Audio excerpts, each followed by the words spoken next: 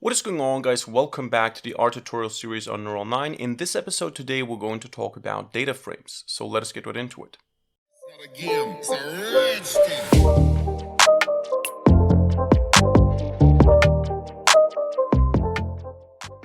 Alright, so last time we covered data structures, we talked about vectors, lists, matrices, arrays, and factors. In this video today, we're going to cover the final one, which is the data frame. And as I already mentioned last time, you can think of the data frame to be similar to a spreadsheet or an Excel sheet. So it has this tabular format. We have rows, we have columns, and the columns can be considered to be features. For example, if I have a data set containing people data like name, age, job, and so on, one column would be a feature. For example, the name column could be a character feature, the age column could be a numerical feature, and so on. And whenever we work with data sets, we usually work with data frames. So when we load them from external files, when we load them from packages, when we do data analysis, data visualization, we usually work with data frames and not with arrays, matrices, or vectors. So I want to start right away with a simple example here. Let's say I have a data frame. I want to call this my data frame. First of all, how we create a data frame is we say data.frame, and then what we can do here is we can provide the individual columns. So for example, we can say the first column I want to use is the name column. So I say name equals, and then I provide a vector with the values. For example, Mike, Bob, Jane, I don't know, maybe Lisa, and then John, for example. And then the second column would be age, for example. This would be a numerical vector, so I would say the age of Mike is 30, the age of Bob is, let's say, 80, the age of Jane is 35, Lisa is 45, and John is 65, for example. And then I could have something like the job. So what's their job? We could say that Mike is a programmer, Bob is a clerk, Jane is a designer, and Lisa is also a programmer, and John is maybe also a programmer. So actually it would make sense here already, since job could be considered a categorical, doesn't have to be, but it could be considered a categorical feature. We could also make this a factor, as we learned about factors last time. So this is, for example, a feature where we have a limited set of values, and we say that some of them are programmers, some of them are designers, but it's not like a free text like the name, for example, because we can have many different names. Technically speaking, we can also have many different jobs. But for example, if this was another category or another feature that is more categorical, like favorite programming language, for example, a factor makes sense. But I'm going to use a factor here anyways.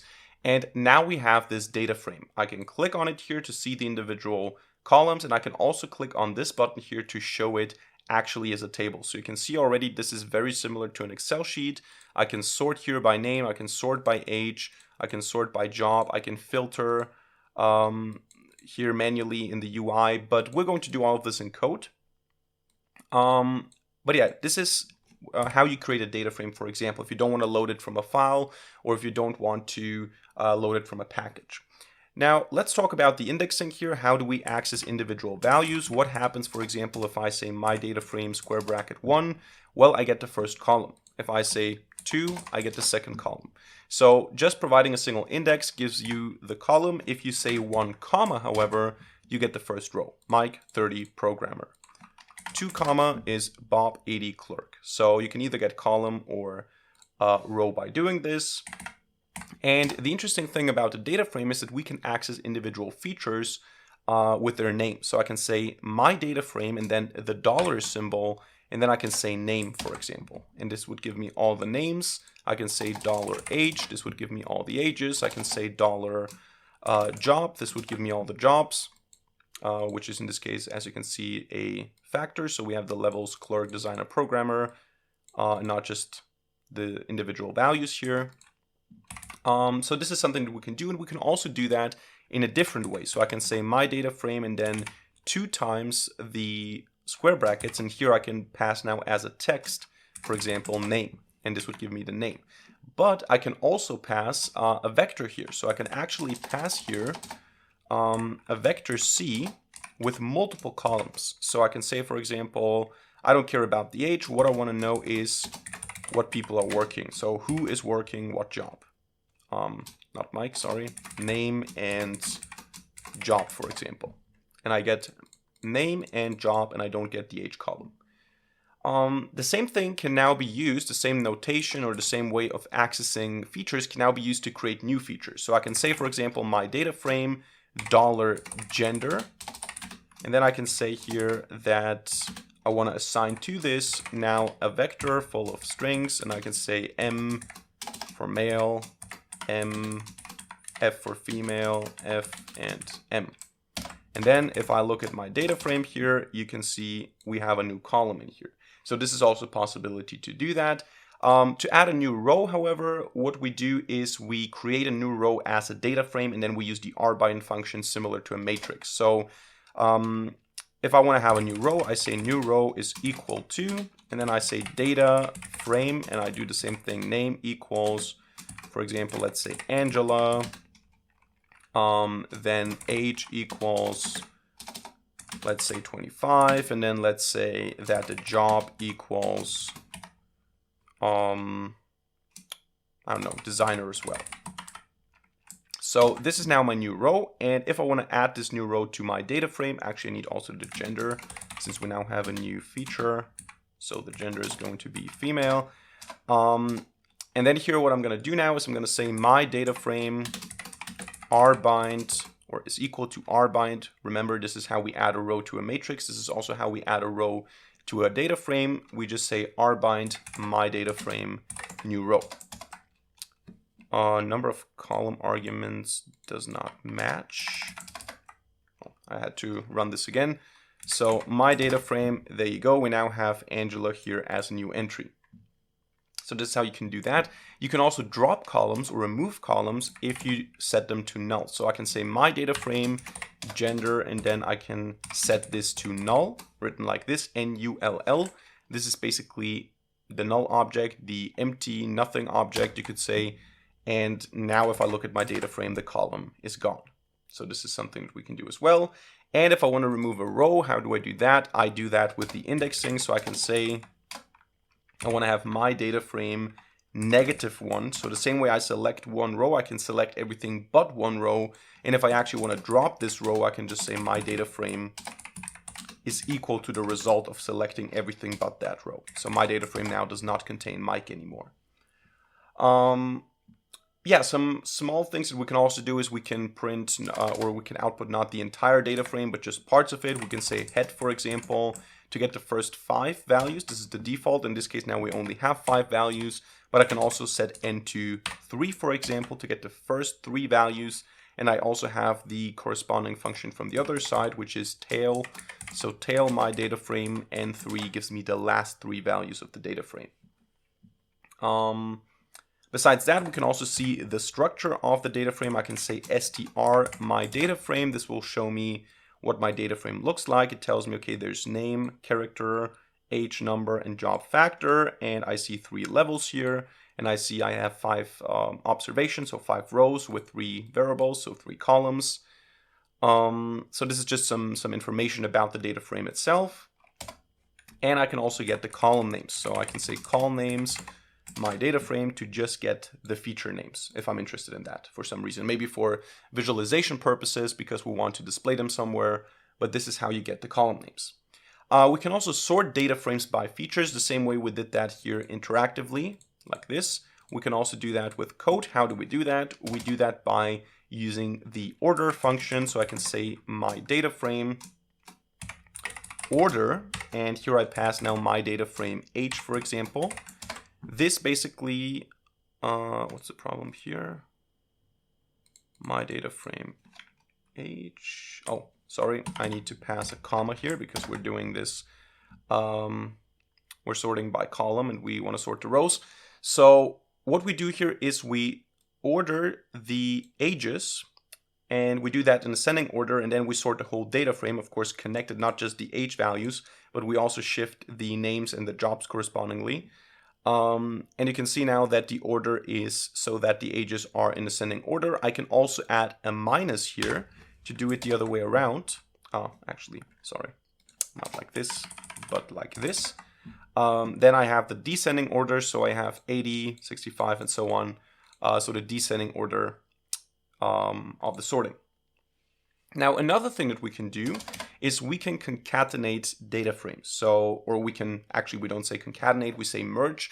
So I can merge two different data frames. For example, maybe I have information about certain people, where they live. So I could have a data frame here, second df data frame, and I have maybe the values here, name is equal to, and I have for some of the people, let's say for Angela, I have it, maybe I have it also for Bob, and maybe I have it for Jane.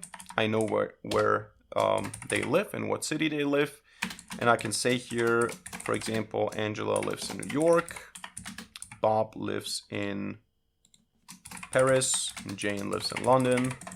And then what I can do now is I can combine this information with my existing data frame. So I can say merge these two so that Angela is matched to this row here, Bob is matched to this row here, Jane is matched to this row here, and extended by the city information. So how can I do that? I can say merged data frame is equal to merge, the function merge, the first data frame, the second data frame, and then the column that I want to merge on. In this case, I want to merge on name. That's what they have in common. Now, of course, this needs to be unique. If I have the same name multiple times, it won't work. So a more reasonable thing is to have some identifier, some unique ID, some number, like a social security number, for example, because I can have two Angelas and then I don't know what to do. But yeah, this is how we do that. And then as a result of that, I get... I need to create this one first. As a result of that, I get the merge data frame. Now you can see there's a problem here because now I only have these three values. So I lost basically the information on Lisa and on John because they're not part of this data frame. If I want to keep these entries, what I can do is I can specify here all equals true. And then I get the nan values here, not a number of values, the undefined values, which we're going to talk about later on in this tutorial series. But the basic idea now is that I have all the values and I filled up the information with the city values if it was present. Otherwise, I just have empty values here, undefined values. Yeah, so this is how we can merge the data frames. Now, one interesting thing is how do we export and import data into or from and into data frames? Now, how can we export this data as a CSV file, for example? For those of you who don't know what a CSV file is, it's basically a comma-separated values file, so just a text file where you have the structure like this, name, age, actually without spaces, name, age, job, city, and then you have Angela, 25, designer, New York. And you have these different columns in a text file, and that's just a file that you can send to someone. So how can we take our data or data frame and export it as a CSV file? Works quite easily, but the first thing we need to do is we need to determine where we're actually working at right now. So I can run the function get wd, so get working directory, to see that right now here on Linux, on Windows you will see something like C, user, and so on. On Mac I don't know what the structure is, but on Linux here I'm at home neural 9. So this is where I'm currently working in. If I want to change that, I can use the set working directory function. So the set wd function, and here you specify now the path that you actually want to be working at. So for example, on Windows, you would do something like C and then users and whatever. On Mac, whatever your path is. And on Linux, for example, I want to do this on my desktop. So home neural 9 desktop. And yeah, so we set the working directory to this directory, and now I can run the get working directory again. You can see it updated to the desktop. So whatever I do now, whatever I write now into a file will happen on the desktop. And what I can do now easily is I can say write.csv, and I can pass here output.csv, for example, just a file name.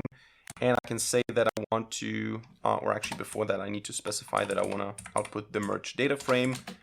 I output the merge data frame into output CSV, and I say row names equals false to get rid of the index, to get rid of these numbers here. So to just export name, age, job, city.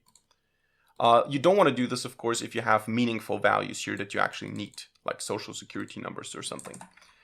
All right, so I can run this, and as a result here, I can go to my desktop and I can run my, my window manager, my Explorer here, and I have this output CSV file. I can open it in text editor, and you can see now it has the values here in the CSV format. Now, let's say I don't have such a data set now in my R code, so I basically delete everything, but a friend of mine sent to me a file. So I got the file from a friend, output CSV. How do I now load this into my environment? I can do that by using the read CSV function. So I can say read.csv, store the result in df for data frame. Of course, I don't need to provide this. So just read CSV, output CSV. Here now, this also doesn't make sense, but I can say header equals true. This basically means that I also want to keep the column names, or that there are column names present, because otherwise we could just load them as data as well.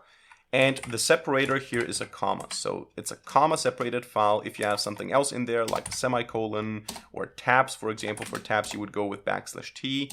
But since I have commas right now, I just do it like this. And then I can look at my data frame, which I loaded from this file. So this is how you can export and import data into, or from and into R arrays, R data frames. But this is not the only option. We also have some data frames that are part of R itself. For example, what you can do right away is you can load the iris data. So you can say data iris. And this is just one data set that exists. It's about flowers. There's some information about their width and length of certain features that they have. But basically, it's just a data set. I can print iris here, and you can see we have these rows. We have the columns, the length, width of different features, and then the species. So this is a data set that you would use, for example, for some classification task if you do some machine learning or some classification, machine learning basically. But also, of course, you have different data sets. You can use either data that's already present in R itself, in the default packages, or you can install new packages. So you can say install packages, and then you can provide the name of a package. Now you need to know what package you want to install. You need to know it exists. But for example, there's a package called Gapminder. So what you do is you run that line of code. It's going to ask you if you want to agree to installing that. In my case now, it doesn't ask me, but I install the Gapminder package. And once I have it, I can load it. So I can say library Gapminder. You can see I can load it. And then this library also has data. So I can say data Gapminder. And I can take a look at it, and you can see here that this gives me information about country, continent, year, life expectancy, and so on. And these packages give you different data frames as a result here. So yeah, you can just work with that, and we're going to work with these later on when we do visualizations and so on. We're going to load some data. But that's the basic way. You can export them into CSV files, you can import them from CSV files, you can load them from packages, and you now know how to work with the most important data structures in R. So that's it for today's video. I hope you enjoyed it and hope you learned something. If so, let me know by hitting a like button and leaving a comment in the comment section down below. And of course, don't forget to subscribe to this channel and hit the notification bell to not miss a single future video for free. Other than that, thank you much for watching, see you in the next video, and bye.